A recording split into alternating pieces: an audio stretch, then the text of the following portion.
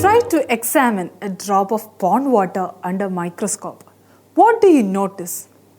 You can see microorganisms moving. Now look around your cottage. You can see diverse plants and animals. Try to visit a nearby zoo. You can see animals as well as beautifully arranged plants.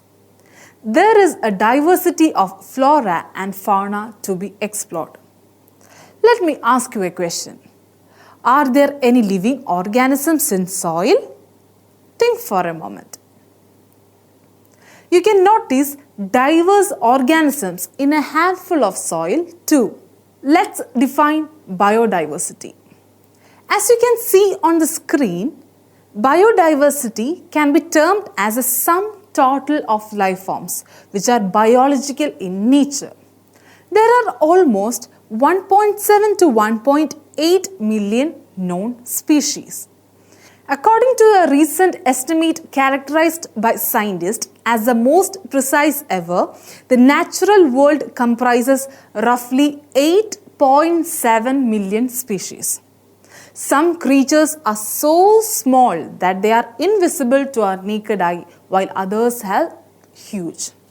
Now assume that you are helping your mother with cleaning the kitchen and you are sorting out the plates. You will place the same sorts of plates in same racket. Likewise, there is a need to classify all living organisms for easy understanding of diversity. Such classification enables us to identify particular living organism.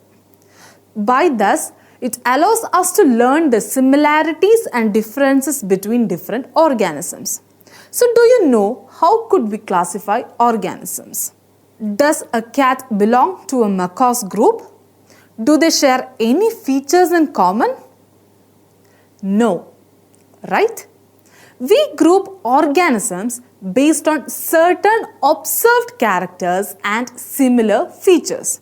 And these categories are called taxa.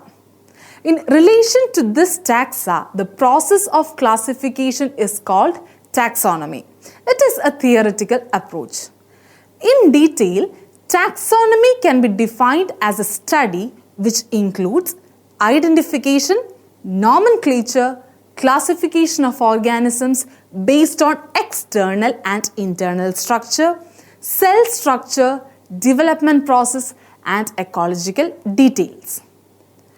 On the other hand, the study of the diversity of organisms along with their relationship with other organisms is described as systematics. It is very difficult to identify a living organism by its local name. The name varies from region to region.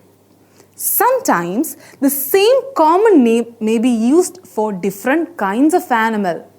For example, the cougar and the American panther have a common name, the mountain lion. Naming a living organism with a common name creates an error.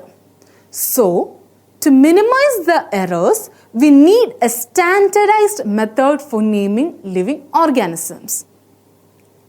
Before naming an organism, one should know the correct description of the organism, and it is done through identification process.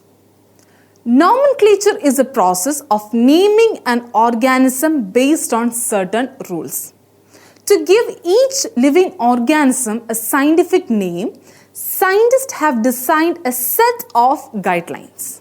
To name all animals identified, we have International Code for Zoological Nomenclature, that is ICZN, and to name all plants, we have International Code for Botanical Nomenclature, that is ICBN.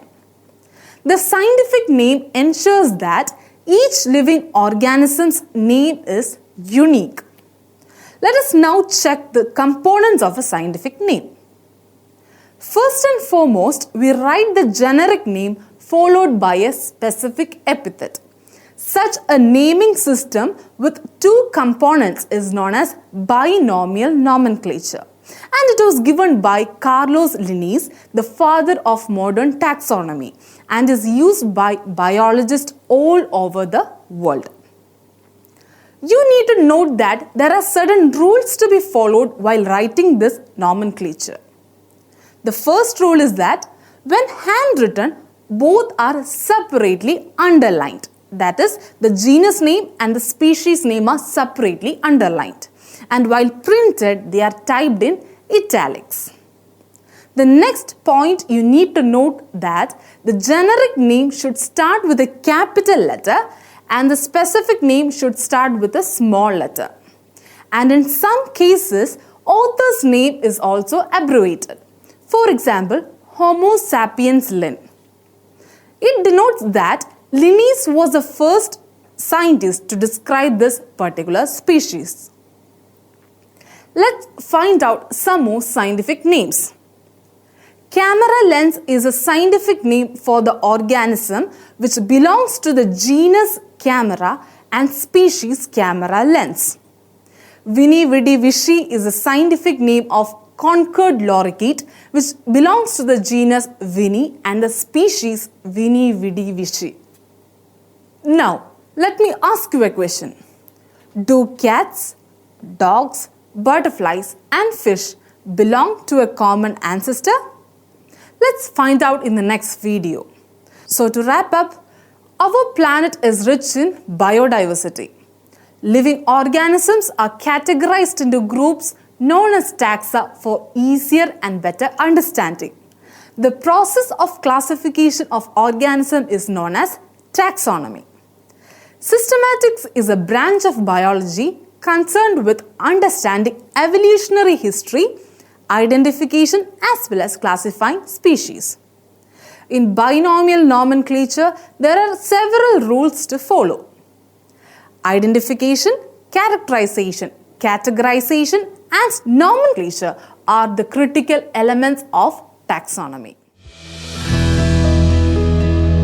Manorama Horizon. Learning made simple.